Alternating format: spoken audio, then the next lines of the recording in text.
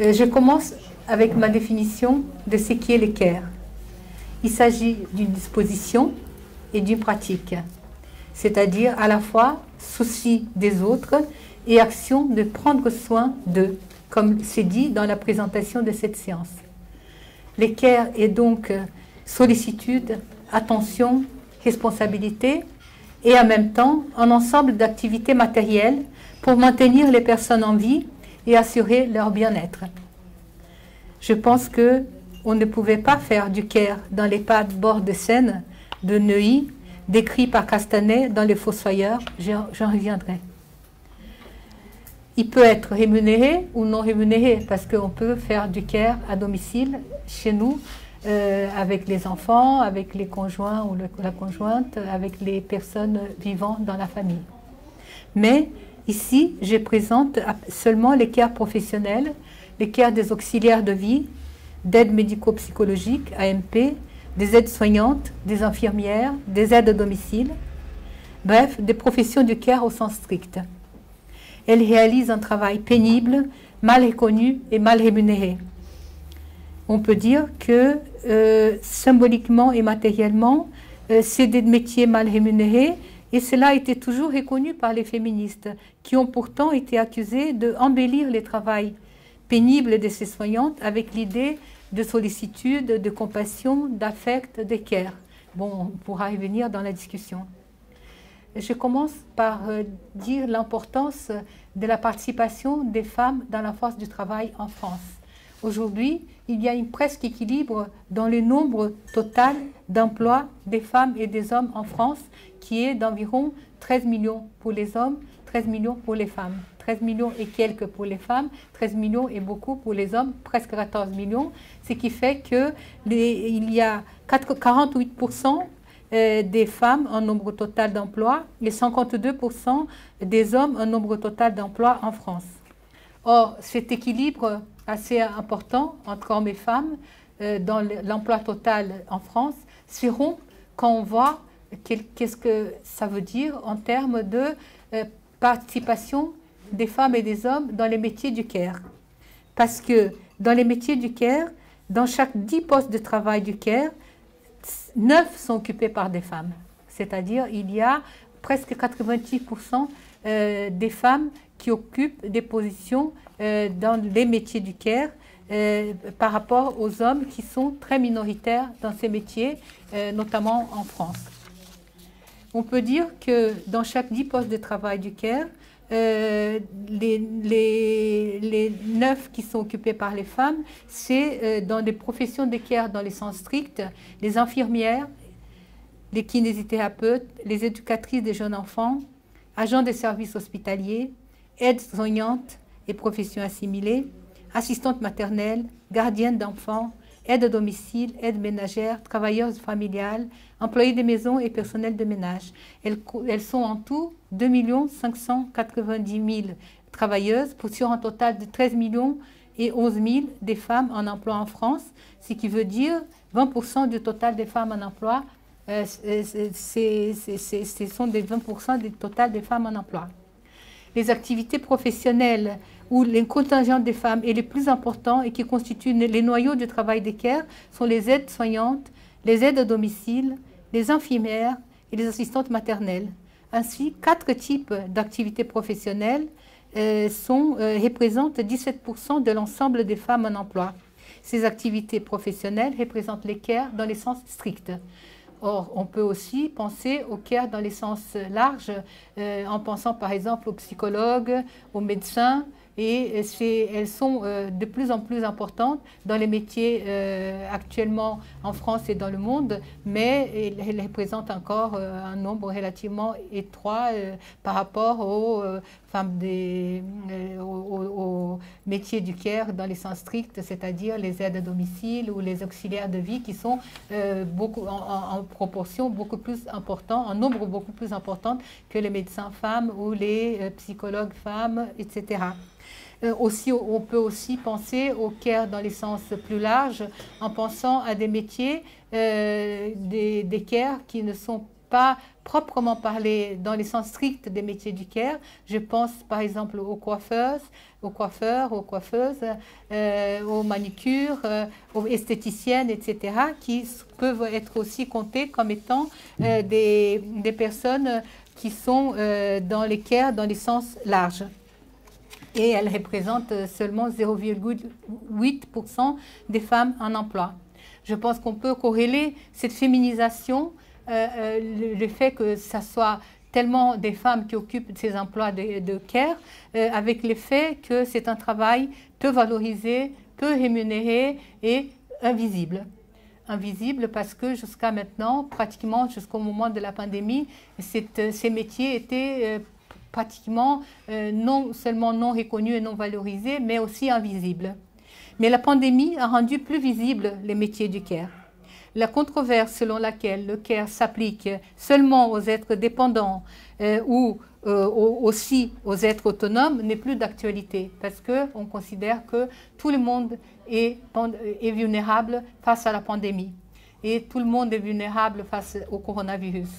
Or, donc, la controverse qui existait avant, c'est-à-dire celle qui disait sont vulnérables seulement les êtres qui sont malades, handicapés, ou les enfants, ou les personnes âgées dépendantes, cette controverse tombe par terre et on peut dire que même il y a une égalité face au virus, même si il y a des inégalités sociales très criantes par rapport au virus, étant donné que ce sont partout les Noirs, les immigrés, les ouvriers, les couches populaires des territoires comme la Seine-Saint-Denis qui ont été les plus touchés par le coronavirus.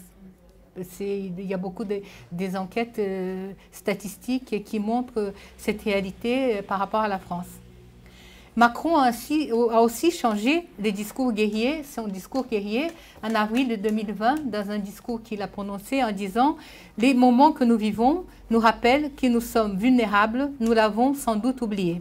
Alors prenez soin de vous, prenons soin les uns des autres. » Tous se sentent vulnérables, y compris des gens comme Macron, c'est-à-dire des hommes blancs dans la force de l'âge, des classes favorisées.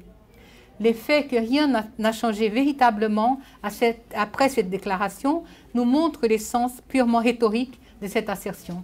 En fait, même avec les Ségur de la santé, etc., on peut dire qu'il n'y a pas eu une extension des droits, apport de ces revendications qui ont été au centre des mobilisations des infirmières, des soignantes en France. On peut dire qu'il faut aussi parler des changements sociodémographiques et politiques qui doivent être mis en avant pour expliquer la croissance de ces métiers du care aujourd'hui dans le monde entier. Et dans les changements sociodémographiques, on considère par exemple le vieillissement de la population. Au Japon, dans la population générale, une personne dans chaque 3 ou 4 personnes ont plus de 65 ans d'âge. En France, ce chiffre est de une personne chaque 5 personnes a plus de 65 ans en France, dans la population générale.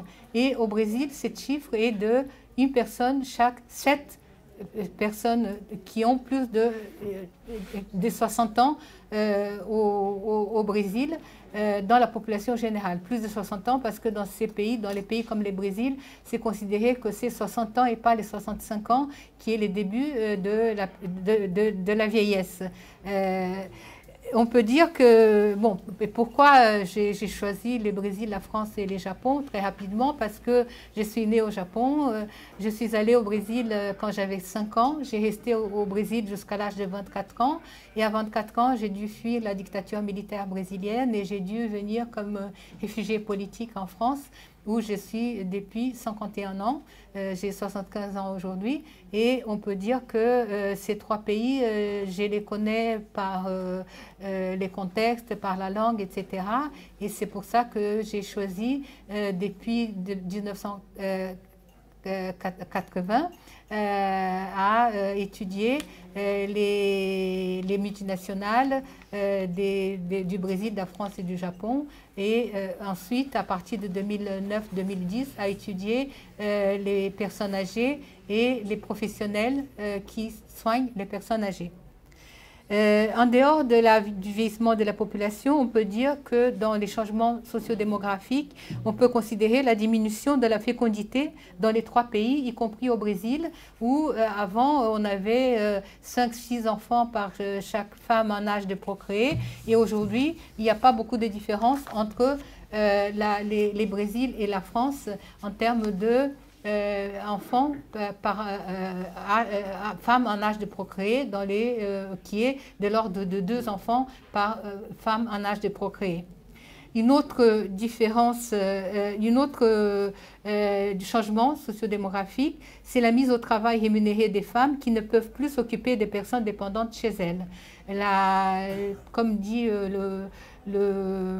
les comptes rendus de Thomas Coutreau, il va sûrement en reparler, il y a un taux d'activité des femmes qui a beaucoup augmenté dans ces 3 pays, notamment au Japon, ce qui fait que les femmes ne sont plus à la maison pour pouvoir s'occuper des enfants, des personnes âgées, des personnes malades dans la maison, etc. Chose qui fait qu'il y a une marchandisation du travail du care dans ces pays, une marchandisation qui est en croissance exponentielle, comme on va voir par la suite. Et enfin, en termes de changement politique, la privatisation des services liés au care avec le néolibéralisme et la responsabilité attribuée aux familles et aux femmes dans les familles des services qui avant étaient pris en charge par l'État. Les services de soins, des services de care pris en charge par l'État et qui sont privatisés de plus en plus et qui sont renvoyés aux responsabilités familiales et aux responsabilités des femmes à l'intérieur des familles. D'où une augmentation exponentielle des métiers du care, notamment des aides à domicile dans les 3 pays. Des aides à domicile sont 500 000 en France aujourd'hui, 550 000 au Japon et 175 000 au Brésil. Ça paraît un chiffre bas, faible par rapport à la France et au Japon, mais en fait, il faut ajouter à ces 175 000 femmes qui sont des aides à domicile. À ces nombres, il faut ajouter les nombres des employés de maison aux travailleuses domestiques qui, au Brésil, prennent en charge, en dehors des tâches liées à la maison, d'entretien de la maison, de nettoyage, de cuisine, etc. Elles s'occupent aussi des enfants qui sont dans la maison ou des personnes âgées qui sont dans la maison. Donc, si on considère ces travailleuses domestiques, qui est de l'ordre de 5 millions au Brésil, c'est les pays, selon l'OIT, où il y a le plus des employés de maison dans le monde. On peut dire que ces chiffres de 175 000 des aides à domicile peuvent être augmentés d'autant. Les chiffres pour la France par rapport aux EHPAD, je vais donner les chiffres pour la France. Il y a environ aujourd'hui 7 200 EHPAD et dont 600 000 bénéficiaires des soins qui sont dans les EHPAD et environ 400 000 travailleurs du care. Ça diminue un peu si on considère qu'il y a des personnes qui sont à temps partiel et qui donc il faut compter en termes d'équivalent à temps plein. Mais il y a environ 400 000 travailleurs du care dans l'ensemble. Les profils des soignantes, j'ai interviewé 265 soignantes dans les EHPAD. J'étais dans 3 EHPAD dans chaque pays, 3 EHPAD en France, dont un privé à fin lucratif, un autre associatif sans fin lucratif et un public dans Paris. Et on peut dire que en dehors de ces 265 soignantes dans les EHPAD, j'ai interviewé 95 aides à domicile dans les 3 pays, dans l'ensemble. Et on peut dire que dans l'ensemble, les femmes étaient majoritaires. Elles étaient dans les EHPAD de 81%, et les 19% des hommes semblent peu, mais en fait, au Brésil, ils étaient moins de 5% des hommes, en France, ils étaient dans les 10% des hommes, mais au Japon, ils étaient presque 40% des hommes dans les EHPAD, parce que, en raison d'une politique du gouvernement japonais, que quand il y a eu la crise économique et financière de 2008, avec la chute des Lehman Brothers, le gouvernement japonais a proposé aux hommes qui étaient au chômage de venir faire des cours de formation professionnelle d'aide à domicile et des auxiliaires de vie en promettant de leur fournir un emploi ensuite. Or, c'est un secteur très féminisé et le Japon est un pays très patriarcal et très machiste, mais évidemment, les hommes ont préféré entrer dans un secteur très féminisé et considéré pour des femmes que de rester au chômage. Parce que le chômage est pire que tout au Japon, où le chômage est considéré une honte et où il n'y a pas des mouvements des chômeurs comme en France qui peut donner un autre statut aux personnes au chômage. Mais je vais ici ne pas parler des gens venus des confins. Je vais juste dire que ces personnes, elles étaient très jeunes au Japon parce qu'elles sortaient des études quand elles rentraient dans les EHPAD, tandis que dans les EHPAD en France et au Brésil, les femmes étaient plus âgées, elles avaient plus d'expérience, elles étaient mariées avec enfants, etc., ce qui n'était pas le cas de ces jeunes filles embauchées dans les EHPAD japonais. Je vais revenir aux confins d'où sont venus les femmes et les hommes soignants dans les EHPAD et je vais passer à la question de l'organisation du travail. On peut dire que ces hommes et ces femmes dans les EHPAD, elles sont dans des équipes fixes au Brésil et en France, mais au Japon, elles sont dans des équipes tournantes, c'est-à-dire elles font quelques jours de travail le matin, quelques jours de travail l'après-midi et quelques jours de travail la nuit. Et elles font des réunions tous les matins au Japon. Et là, je vais vous montrer la réunion des soignantes chaque matin au Japon. Il y a un groupe qui s'est réuni pour raconter, pour faire la transmission de comment sont les personnes âgées dont elles s'occupent. Et la personne qui coordonne cette réunion, c'est un homme, parce que le chef d'équipe est un homme, même si les femmes sont majoritaires parmi les soignantes, parmi les auxiliaires de vie et les aides-soignantes. On peut dire que dans les cas de la France, parfois il y a des réunions hebdomadaires, mais en général il n'y a pas de réunions et ça se passe surtout par les transmissions écrites. Et dans les cas du Brésil, il n'y avait pas ni transmission écrite, ni réunion. Et ça s'est passé probablement, les informations, les transmissions se faisaient au niveau des cadres de l'établissement, des établissements, des EHPAD, et ça passait pas par les personnels soignants, soit auxiliaires de vie, soit aides-soignantes.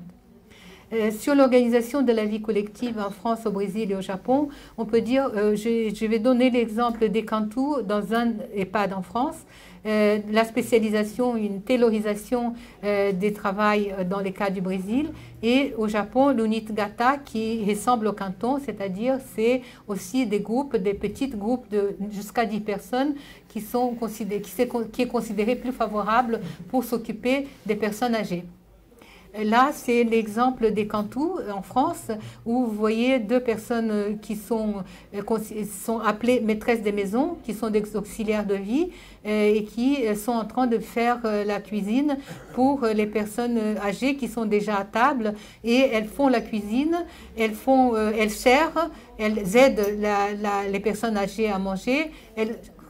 Ensuite, elles nettoient et elles font tout.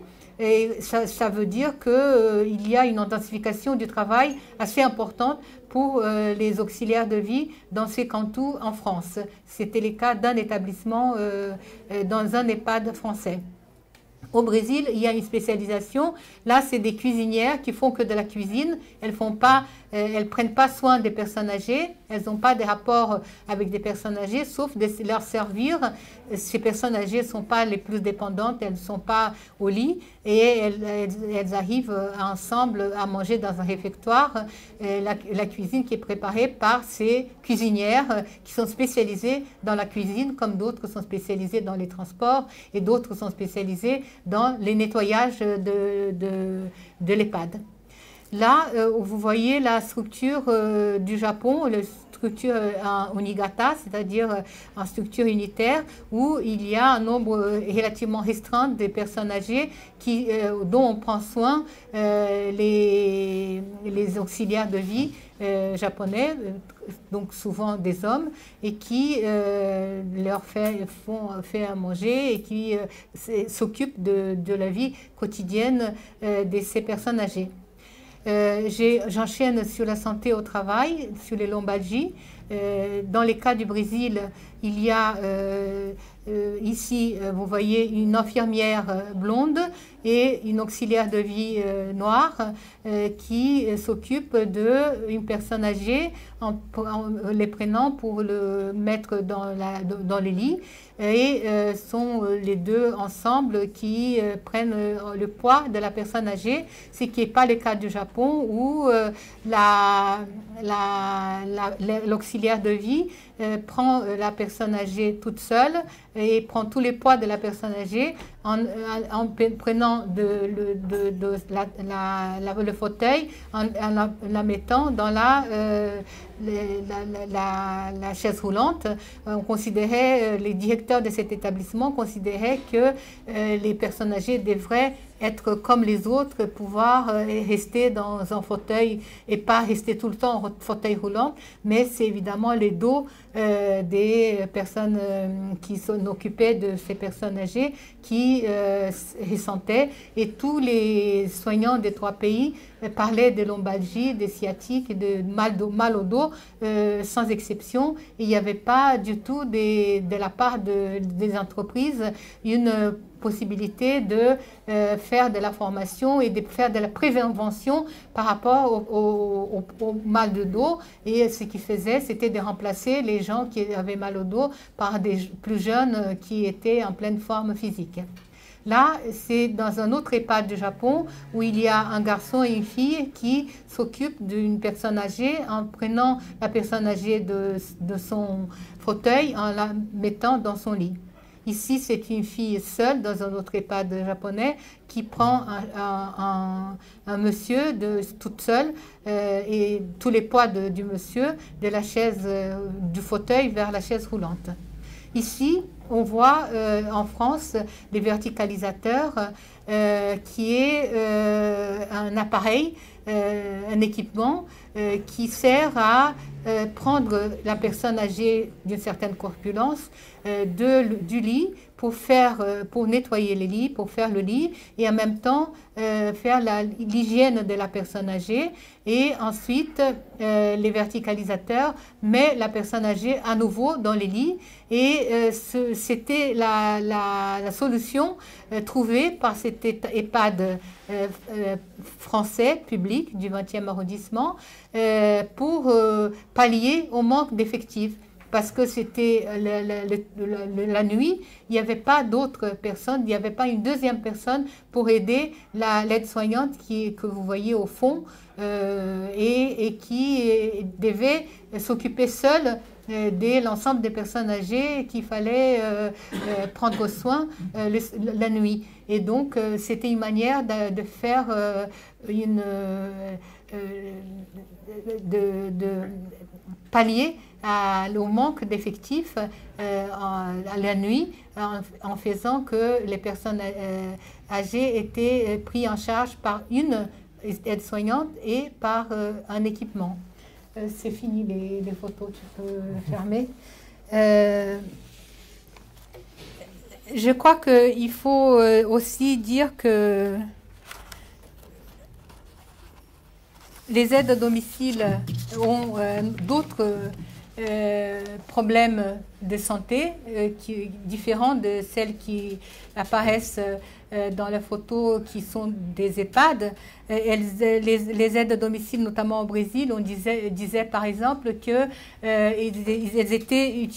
utilisaient des produits toxiques comme l'éther de glycol, qu'elles avaient des accidents domestiques, comme par exemple la chute d'un escabeau en nettoyant le haut des armoires, ou un AVC suite à une agression verbale violente d'une patronne, ou des douleurs au bras suite à une agression d'une personne âgée.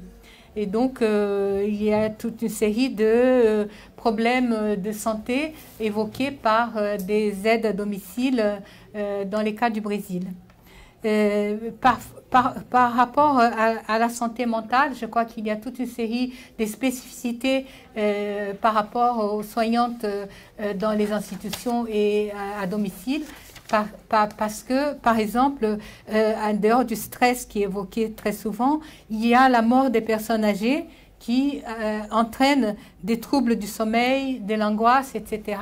Et cette mort des personnes âgées est considérée quelque chose de très difficile à vivre par les soignantes des 3 pays. Et aussi, du point de vue de la santé mentale, il faut dire qu'il y a le sentiment de culpabilité, c'est-à-dire des conséquences à la disparition ou au suicide des personnes âgées. Dans les cas d'un EHPAD public du 20e arrondissement de Paris, une aide-soignante a évoqué les cas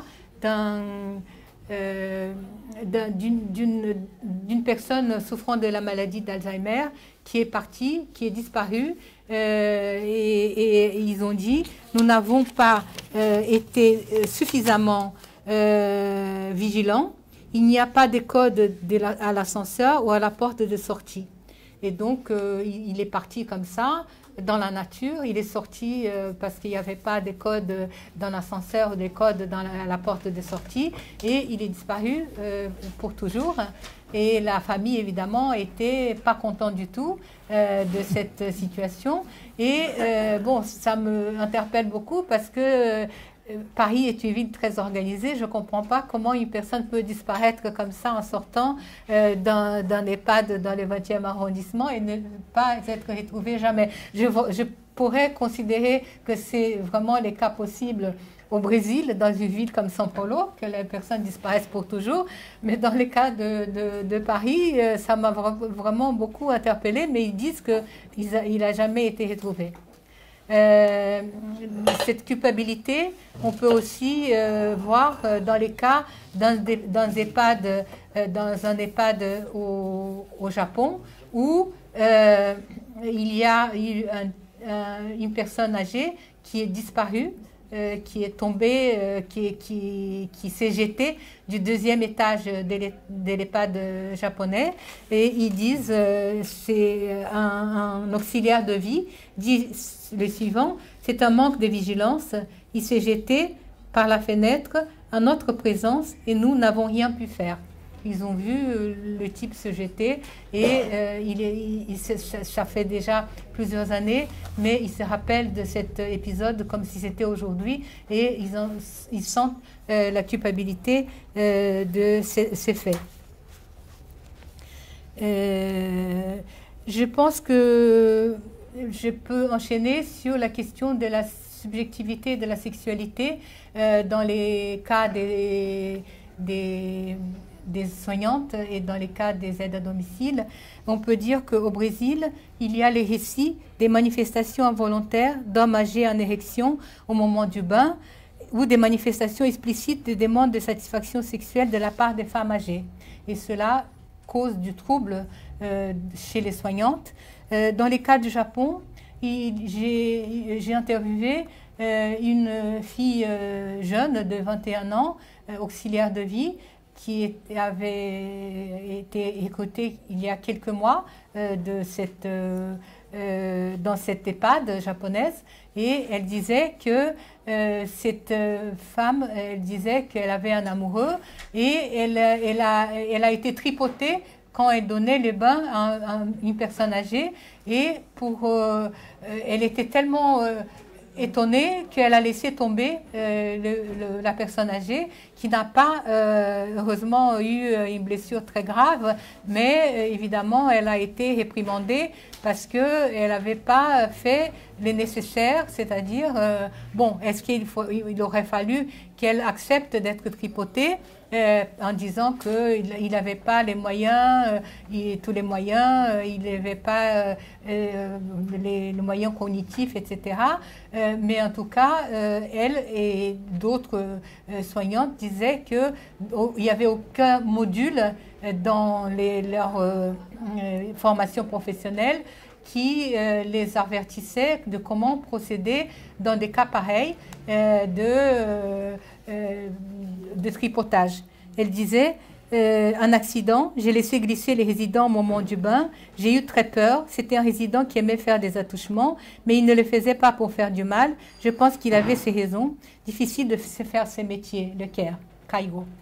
Et je pense que évidemment il y a des possibilités de discuter entre soi. C'est ce qui dit Pascal Molinier des entretiens qu'elle a fait dans des EHPAD et dans des hôpitaux où des soignantes se réunissaient et discutaient comment procéder dans des cas pareils. Mais évidemment, il y avait en France des possibilités de réunions des collectifs ou des réunions des syndicales où c'était possible de faire ces genres de discussions et prendre une attitude collective, ce qui n'est pas le cas du Japon ou du Brésil, où il n'y avait pas de réunions syndicales ni des réunions de collectifs pour discuter de ce type de problèmes. En France, Sandra, qui était une auxiliaire de vie venant de Guadeloupe, disait, il faut savoir réagir, nous ne pouvons pas avoir une attitude brutale, nous avons besoin de faire comprendre que nous sommes ici dans le respect. Ils ne peuvent pas faire ça. Nous avons ici un homme qui réellement nous parle mal, nous dit des choses et il est nécessaire de les recadrer en lui disant que non, nous ne sommes pas ici, nous sommes ici pour l'aider, nous ne sommes pas ici pour être tripotés ou touchés. Vous devez me respecter comme je dois vous respecter. Mais vous savez, c'est normal, c'est la vie, disait elle de manière assez résignée. Je passe aux soignantes venues des confins. En Île-de-France, parmi les aides à domicile interviewées, toutes femmes, 34 sur 39 sont des migrantes. Les 2 sont des enfants d'immigrés. Le même phénomène a été constaté dans les EHPAD. Dans une EHPAD, parmi 32 soignantes interviewées, 28 étaient des migrantes.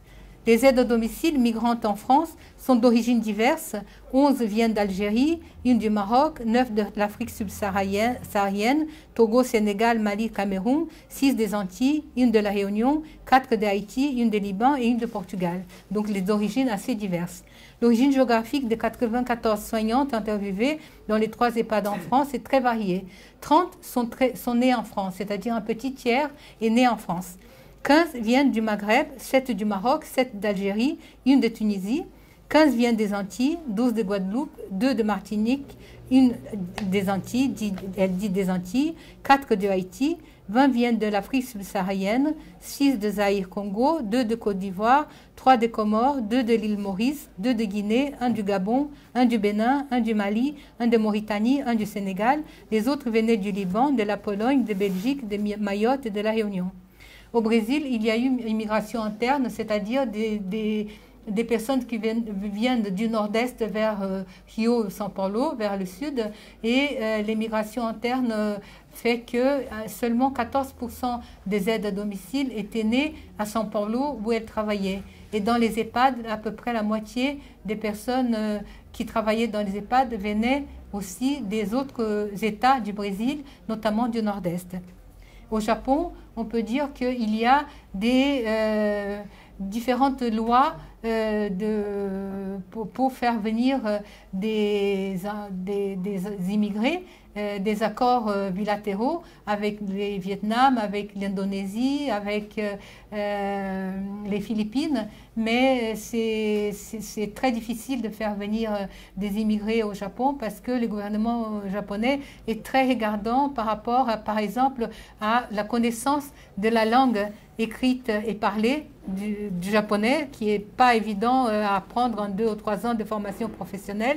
Et donc, il y a très peu d'émigrants. Il y a quelques Chinois. J'ai vu 2 Chinoises dans les EHPAD où j'ai enquêté, mais les 2 Chinoises étaient en train de partir, de démissionner. Et donc, il n'y avait pas pratiquement des immigrés. Et dans les cas du Brésil, il y avait une Bolivienne sur 130 personnes interviewées entre les EHPAD et les aides à domicile.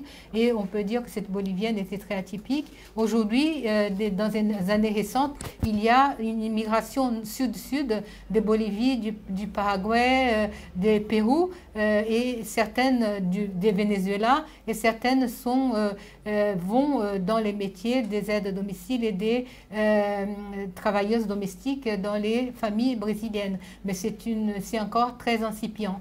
Et il y a aussi des Philippines qui sont embauchées par des familles très riches brésiliennes qui veulent pour leurs enfants non seulement qu'on s'occupe d'eux, mais qu'on leur apprenne à parler anglais, qui est la langue des Philippines. Et donc, elles font les 2 travaux en même temps.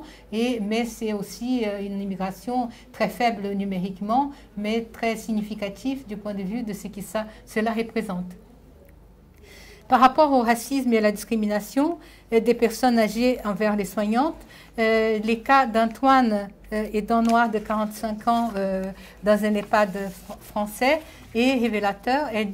Il dit que quelqu'un lui a dit, une personne âgée lui a dit, « Qu'est-ce que vous faites dans mon pays? Vous allez partir quand ?» Et il évoque aussi les commentaires d'un homme blanc s'adressant à un autre aidant noir, mais né en France, retournez dans votre pays, quand il était né en France. Donc la France était son pays, il ne pouvait pas retourner dans son pays. Ou encore les cas d'une femme âgée blanche s'adressant à une stagiaire blanche pour lui dire, ne faites pas ce travail, laissez-le à d'autres. Il ajoute que cette même résidente cachait sa boîte de chocolat pour en offrir seulement à ceux ou celles de couleur blanche qui prenaient soin d'elle. Et il y a aussi le racisme institutionnel, c'est-à-dire le fait que les diplômes obtenus en dehors de la France n'est pas reconnu. Donc j'ai interviewé 6 médecins. Aucun des médecins qui avait eu des diplômes en dehors de la France a pu avoir un poste de médecin en France. Ils ont été pour la moitié embauchés comme infirmiers et l'autre moitié embauchés comme aides-soignants. J'ai interviewé notamment les cas de M, un homme noir de 33 ans, venu de Guinée, où il a eu son diplôme de médecin, mais il a été embauché comme veilleur de nuit, c'est-à-dire un aide-soignant de nuit dans un EHPAD, et il pense retourner dans son pays pour exercer la profession de médecin parce qu'il a fait des spécialisations à l'INSERM, par exemple, de maladies tropicales, etc. Tous diplômes qui ne sont pas reconnus en France. Au Brésil, des cas de racisme sont très fréquents, étant donné que la majorité des aides à domicile et des soignantes dans les EHPAD sont noires. Et il y a une femme, Daisy, de 43 ans, qui dit qu'elle a eu des menaces du genre, quelquefois il m'humiliait un peu, il criait parfois, il disait que j'étais une effrontée, une bayonnaise idiote. L'autre disait que la violence verbale promettait aussi parfois la violence physique. Johanna, de 64 ans, est menacée par une des personnes âgées, un homme blanc de classe moyenne, qui disait « Je vais te foutre mon pied dans ton visage ». Et on peut dire qu'à ces formes de violence raciste s'ajoutent des situations de discrimination salariale parce que toutes les femmes qui ont des diplômes d'aide-soignante ou infirmières sont souvent embauchées comme étant des auxiliaires de vie et payées donc beaucoup moins que ce qu'elles pourraient payer si leur qualification était reconnue.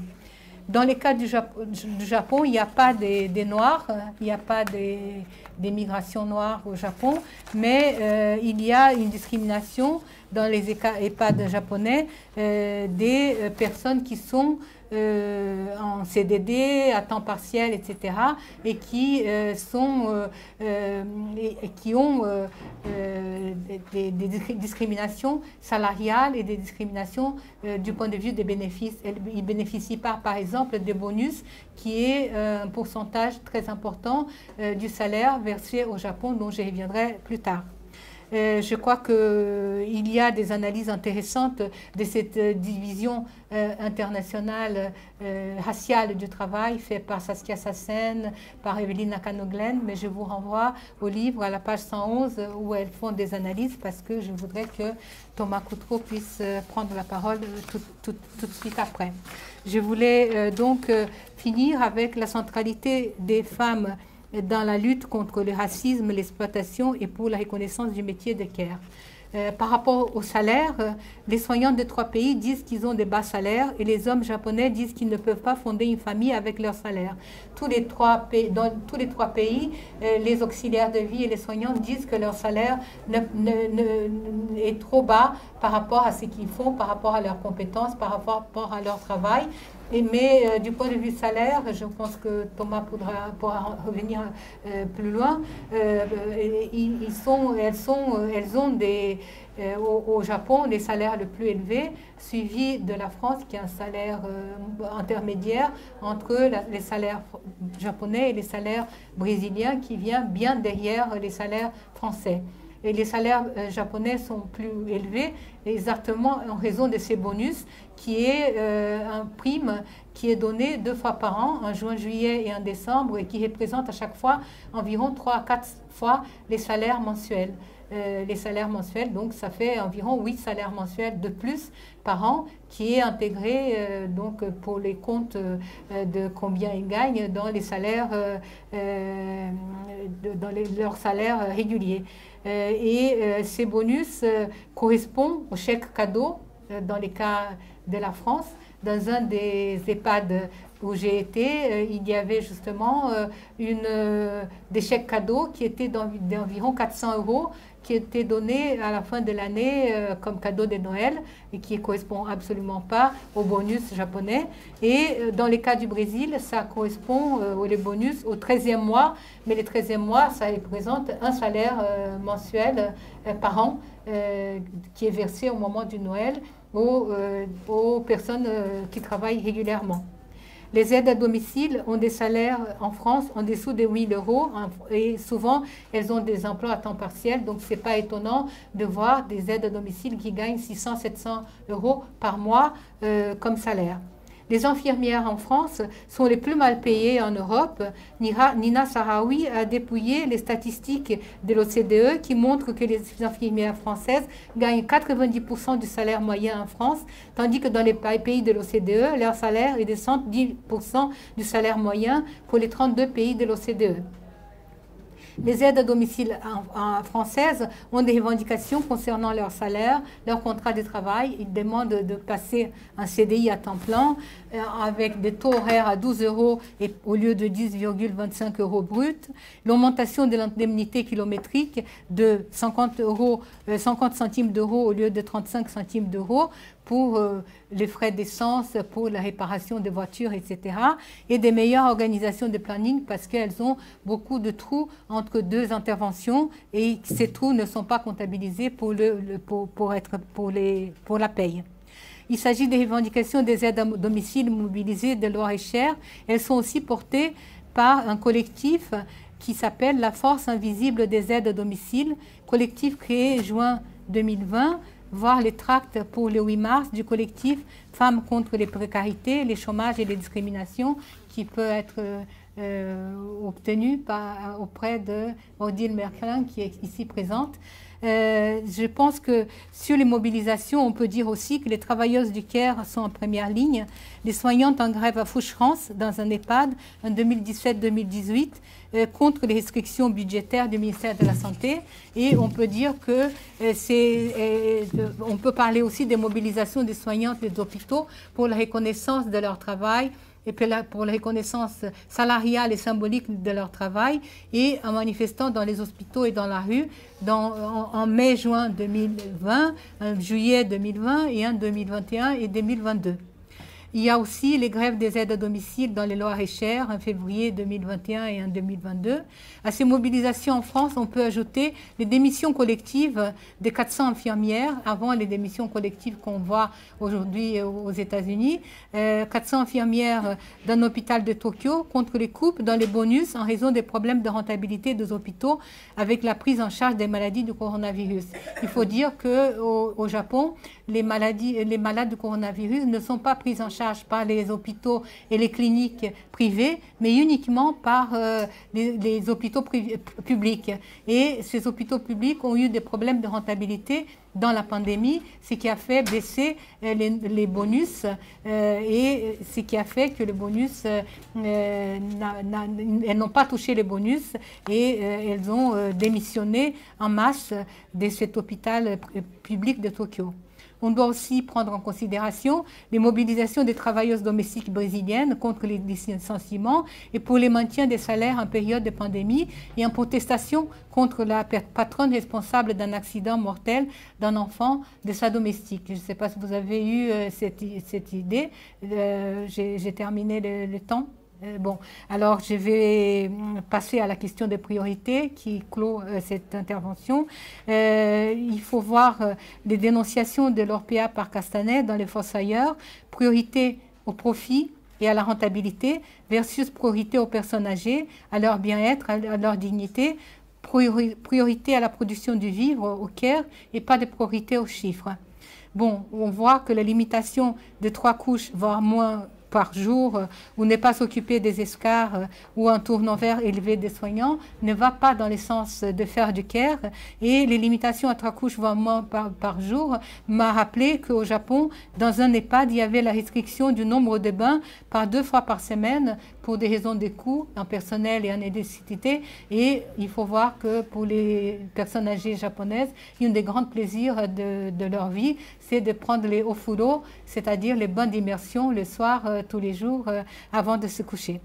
Les limitations des turnovers élevés des soignants, il faut écouter Leila, auxiliaire de vie malienne de 32 ans que j'ai interviewée, qui disait: parce que les gens âgés, eux, elles veulent rester toujours avec la même personne. Oui, oui, oui. Et ça permet de garder leur repère. Donc, on peut dire que les turnovers élevés n'aident pas à garder les repères pour les personnes âgées. Nous voulons les moyens de bien faire notre travail, disent. C'est l'émergence d'une nouvelle figure salariale féminine dont parle Daniel Kergoat, qui a cité Philippe Binet. Et autour de cette revendication, il y a l'idée d'une société du care, une société où les maintiens de vie des personnes âgées, des enfants, des handicapés, des malades soit fait par un métier valorisé où tous font du care, puisque tous ont besoin de care à un moment de leur vie. Et ces revendications sont portées par la grève féministe du 8 mars et par la manifestation à la gare du Nord à 14h du 8 mars. Merci beaucoup.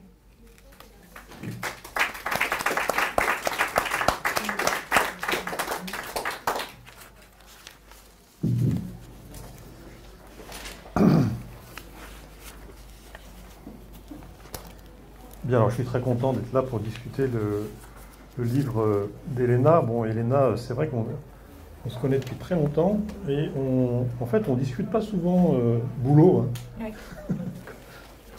Quand on se rend compte, et là, c'est une bonne occasion de le faire. Et je dois dire que j'ai trouvé beaucoup de plaisir à lire ton livre, qui, pour moi, vraiment rassemble et il est tombé? Ah, il est tombé. Il faut changer la... Voilà, c'est bon là. Qui est un peu un... Désolé, mais ça, la pince ne tient pas. Je vais la mettre sur le masque.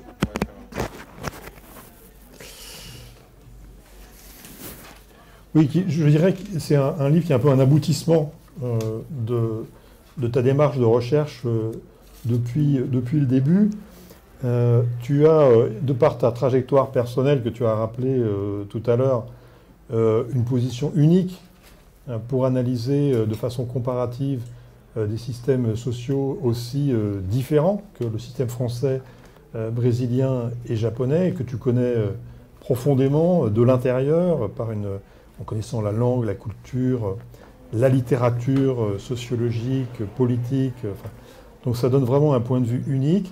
Et tu es armé aussi d'une méthodologie, d'une rigueur dans l'observation, d'une théorie aussi, hein, une théorie qu'on pourrait dire marxisme féministe ou féminisme marxiste, je ne sais pas comment présenter la chose, mais c'est un appareil théorique très solide qui te permet d'articuler la question des rapports de classe, des rapports de genre et des rapports de race, donc l'intersectionnalité, et tu tiens très, très fermement cet effort d'articulation permanente de ces trois dimensions de l'oppression tout au long de ton travail.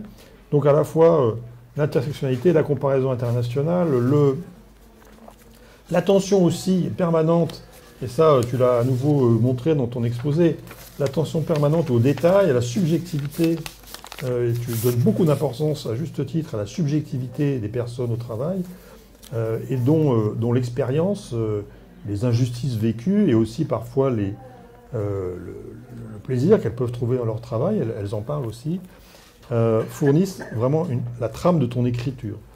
Donc je crois que c'est vraiment, voilà, je trouve que c'est vraiment un aboutissement remarquable, ce livre. Et alors dans ce livre, tu remobilises, c'est un point qui m'a beaucoup intéressé, tu remobilises les acquis de recherche antérieure dans l'industrie, où tu as fait une étude comparative un peu du même style, enfin avec la même ambition dans l'industrie automobile, puis dans l'industrie du verre. Et tu remobilises des résultats de tes recherches sur, par exemple, l'industrie du verre. Et c'est un passage tout à fait passionnant où tu expliques que les ouvrières, dans l'industrie du verre, les ouvrières sont dévalorisées, sont cantonnées dans ce qu'on appelle le secteur froid, c'est-à-dire l'emballage, le contrôle qualité, enfin, bien loin des fours, hein, qui sont l'apanage des ouvriers très qualifiés, très bien rémunérés. Et les ouvrières sont cantonnées donc à des travaux répétitifs, sales, dégradants. Et elles disent, tu rapportes que dans tes entretiens avec ces ouvrières, tu ne les as jamais entendues parler positivement de leur travail. Et tu dis, pour elles, le travail n'est qu'une souffrance, n'est qu'une humiliation. Et c'est tout à fait différent des aides-soignantes ou des aides à domicile que tu interroges, qui n'ont pas des conditions salariales meilleures, qui n'ont pas une sécurité d'emploi plus importante, voire même peut-être des salaires inférieurs parce qu'elles sont à temps partiel, mais qui jamais ne parlent mal de leur travail, et qui te disent qu'elles aiment leur travail, mais qu'elles aiment même leurs patients ou les personnes dont elles s'occupent. Et donc cette différence de rapport au travail, qui est l'apanage finalement des professions du care par rapport à des métiers industriels très dévalorisants, où la dimension du soin, de l'attention à ce qu'on fait est presque inexistante, eh bien effectivement ça a des conséquences politiques que tu as soulignées dans ta conclusion, que tu soulignes dans la conclusion du bouquin. J'y reviendrai brièvement moi aussi dans la fin de mon intervention. Mais donc ça, voilà, cette remobilisation de travaux antérieurs, je trouve ça extrêmement intéressant, parce que ça te permet de faire dialoguer des professions qui sont tout aussi dévalorisées socialement et économiquement, mais qui donnent lieu à des vécus subjectifs et aussi des rapports au travail et probablement aussi des rapports à la lutte qui sont très différents. Parmi aussi les choses vraiment intéressantes dans ton bouquin, c'est ce que tu dis sur les migrations. Le fait que alors bon, dans les trois pays que tu étudies, il y a des facteurs communs, un vieillissement de la population, entrée des femmes sur le marché du travail qui fait que elles ne peuvent plus s'occuper des personnes âgées, recul des solidarités intergénérationnelles. Donc tous ces éléments sont communs. impulse une forte demande d'emploi du care pour les personnes âgées. Et là, c'est vraiment aussi, tu l'as souligné, un apport majeur de ton travail. Cette demande croissante pour des emplois du care, elle est comblée de façon différente dans les 3 pays, par des migrations internes dans le cas du Brésil, pour l'essentiel, des migrations des pauvres qui viennent du nord et du nord-est dans les grandes villes du sud, par des migrations internationales dans le cas des pays riches, la France, mais aussi les pays d'Europe ou des États-Unis, avec des flux de migration internationale, tu insistes là-dessus, qui ne sont plus déterminés principalement par les besoins en main-d'œuvre de l'industrie, comme c'était le cas dans les années 60-70 pour ce qui nous concerne, mais des flux de mobilité internationale qui sont largement déterminés par les besoins des familles, notamment des familles aisées, mais aussi des entreprises et des institutions qui s'occupent des personnes âgées dans les pays riches. Donc le fait, c'est la division du travail reproductif, et plus tellement la division du travail productif, qui impulse, enfin qui est à la dynamique, à la racine de la dynamique des migrations de travailleurs aujourd'hui.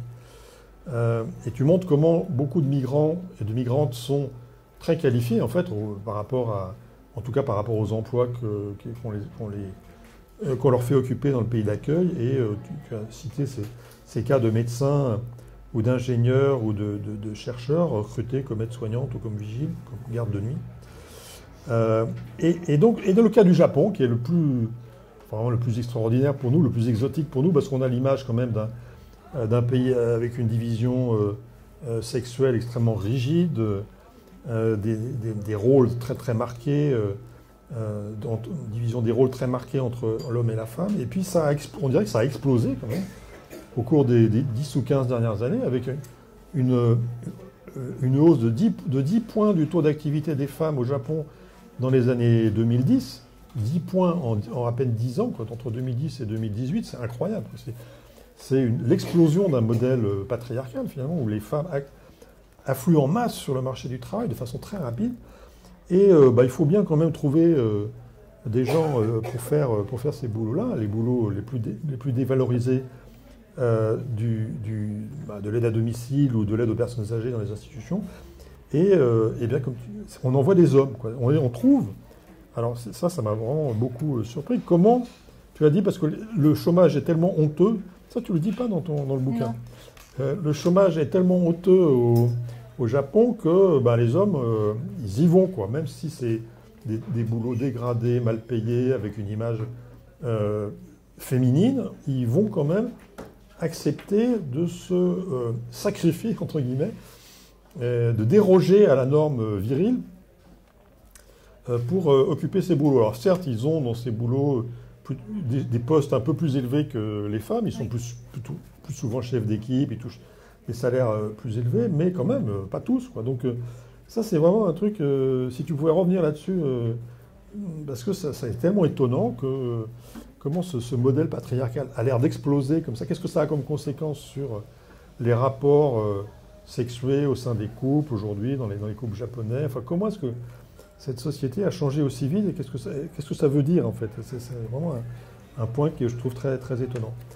Bon, je vais pas être juste un point que j'ai pas bien compris dans ta présentation, parce qu'il me semblait que tu as présenté les Kantou, ou les Unit Gata que tu as présenté avec les photos. J'avais compris dans le bouquin que c'était plutôt des modes d'organisation assez marginaux, en tout cas en France, mais aussi probablement au Japon. En tout cas en France, on sait que dans les EHPAD, on a quand même en général, et c'est ce que tu dis dans le bouquin, un mode d'organisation très parcellisé, très taylorisé, très hiérarchisé. Par exemple, la cuisine, c'est Sodexo qui livre des plateaux repas. Il n'y a pas des cuisiniers ou des cuisinières aides-soignantes qui feraient la cuisine pour les patients. Enfin, dans la plupart. Bon, voilà. Donc il me semblait que c'était plutôt exceptionnel en France, que c'était plutôt favorable à une bonne prise en charge des personnes âgées, ce qu'on appelle le care holistique, hein, c'est-à-dire qu'au lieu de parcelliser les tâches, ce qui conduit souvent à leur dégradation et en termes de qualité, on a une tentative d'un emploi, d'un travail plus holistique, plus global, qui s'occupe de l'ensemble de la prise en charge des personnes. Donc, c'est supposé, et c'est probablement plus agréable pour les personnes qui sont les personnes dépendantes. Alors, tu dis, ça se traduit quand même par une intensification du travail. Voilà. Est-ce que c'est vraiment pire que dans les EHPAD avec un travail standardisé, taylorisé, ou est-ce que le fait que ça soit quand même plus intéressant, plus polyvalent, est-ce que ça, dans une certaine mesure, ça compense l'intensification? Voilà, c'est des questions que je me suis posées en t'écoutant. Alors, pour conclure, je voudrais terminer sur cette question du care et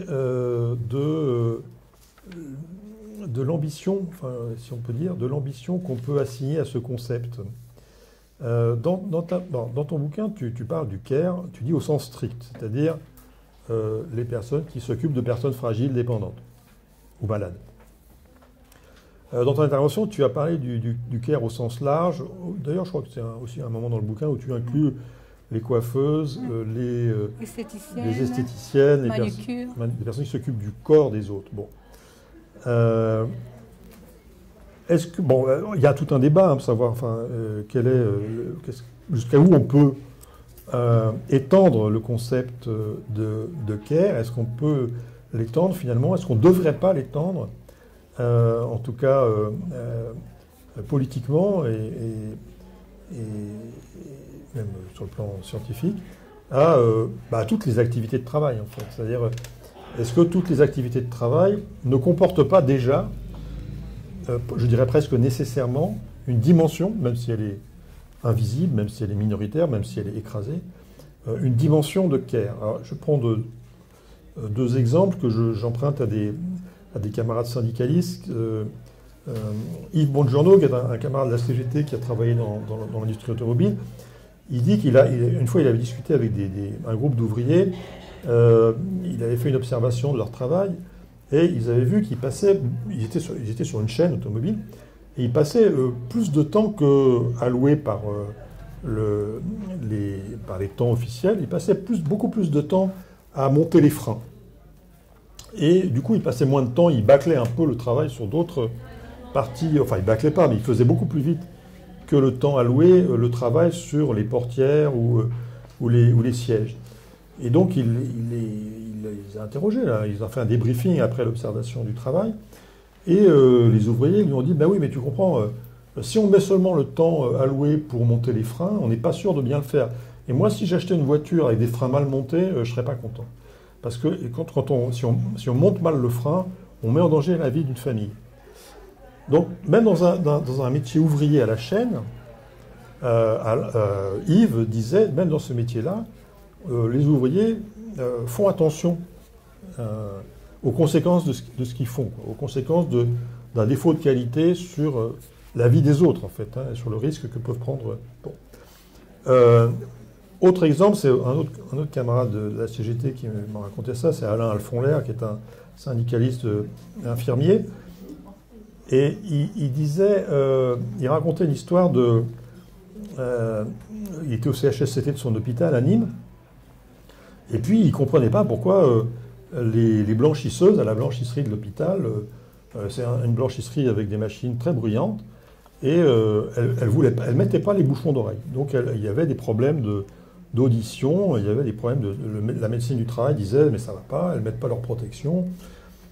Et donc il fait une enquête auprès des blanchisseuses et il arrive finalement à comprendre pourquoi elles ne mettent pas leur bouchon d'oreille, parce que elles lui disent en fait on a besoin d'entendre la machine, et parce qu'il y a des moments où les draps passent dans la machine et ne sont pas bien, ça ne se déroule pas bien, et ça va provoquer des plis. Et on sait que si les draps sortent avec des plis, les patients ensuite risquent d'avoir des escarres. Et donc on préfère pas mettre les bouchons d'oreille pour pouvoir entendre la machine quand elle dysfonctionne et pouvoir y remédier. Autrement dit, là encore un travail très très dur, peu qualifié, peu considéré, et où les ouvrières sont très attentives en fait, et même prennent des risques pour elles-mêmes pour assurer la qualité et du soin, en fait, hein, puisque elles prennent soin des patients, même si elles n'ont aucun contact direct avec eux. Donc voilà, bon, ça c'est des petits exemples, mais bon, quand on voit les luttes dans les EHPAD, enfin récemment, ou dans les hôpitaux, ça s'est fait beaucoup. Alors bien sûr, il y avait des questions salariales, mais ce qui venait beaucoup sur le devant des discours et des raisons de mobilisation, c'était l'impossibilité de faire un travail de qualité. C'était le manque d'effectifs, surtout. Hein. Et aussi dans les hôpitaux, le fait que la contrainte gestionnaire obligeait un reporting permanent, obligeait les infirmières à passer entre un quart et un tiers de leur temps à remplir les tableaux Excel pour faire la traçabilité des soins, ce qu'elles ne considèrent pas comme efficace du point de vue de l'attention qu'elles peuvent donner aux patients. Donc ça nourrit vraiment cette impossibilité de faire du travail de qualité, nourrit une colère, hein, que tu évoques à la fin, qui est vraiment un des ressorts aujourd'hui, je pense, un des ressorts essentiels de la lutte sociale, de la lutte des classes. Hein. C'est la façon dont, alors, dans les deux exemples que je donnais tout à l'heure, c'est la désobéissance à la prescription, que ce soit dans le cas des ouvriers d'automobile ou des blanchisseuses. Ils désobéissent pour pouvoir bien faire leur travail. Mais il y a un moment donné où même en désobéissant, on n'arrive plus. Il n'y a plus les effectifs, il y a des contraintes tellement fortes sur l'organisation du travail qu'on n'arrive même plus, même en désobéissant, on n'arrive même plus à faire un minimum correctement son travail. Et alors donc on démissionne, ou oui, on tombe en burn-out, on s'effondre psychiquement. Et donc là, on est, enfin, tout ça pour dire que cette question de la possibilité de faire prévaloir le care dans le travail, la possibilité de faire prévaloir l'attention, la responsabilité par rapport aux effets de son travail, aux finalités de son travail, ça me semble être aujourd'hui, mais c'est ce que tu dis en fait à la fin, hein, un des ressorts essentiels de cette nouvelle figure. Alors tu parles d'une nouvelle figure salariale de la lutte sociale, mais finalement, est-ce que c'est pas une conclusion qui va bien au-delà des professions du care, des professions féminines? Est-ce que finalement, il ne faudrait pas déféminiser le concept de care, hein, pour en faire finalement une exigence universelle, évidemment, qui vient bien sûr de l'expérience et qui est bien sûr portée davantage par les femmes, vu leur degré, enfin, vu la socialisation différente dont elles ont été l'objet, vu leur rapport différent à la technologie d'une part, avec beaucoup moins de fétichisme technologique, beaucoup plus d'attention au réel. Bon. Mais est-ce que finalement, c'est pas... est-ce qu'il ne faudrait pas finalement, voilà, je dirais pas, peut-être pas déféminiser, le mot n'est pas très bon, mais en tout cas, cesser de considérer que le care est l'apanage des femmes pour en faire finalement une sorte d'idéal auquel les hommes aussi devraient avoir droit et même auquel ils devraient aspirer, auquel ils aspirent de fait d'ailleurs, déjà, mais de façon souvent honteuse, refoulée, oui, invisible, etc. Bon, voilà, c'est un peu la question que j'aimerais te soumettre ou soumettre à la discussion. Aujourd'hui, même dans une acception, disons, classique des professions du care, on inclut, par exemple, tous les métiers du social, de l'aide sociale, les conseillères familiales, les éducateurs spécialisés sont considérés quand même comme des travailleurs du care parce qu'ils vont voilà, offrir un service à des personnes en difficulté, mais sans toucher leur corps, tu vois. Donc, je ne suis pas sûr qu'on puisse... Alors, évidemment, le fait de s'occuper du corps des personnes apporte une dimension spécifique, mais est-ce que c'est ça la définition du care? Je pense pas, même dans l'acception actuelle, si tu veux, relativement délimitée du concept de care, parce que le concept de care, c'est plutôt prêter attention à des personnes fragiles, à des personnes dépendantes. C'est plutôt ça l'idée, sans forcément inclure que ça va être en s'occupant de leur corps, tu vois.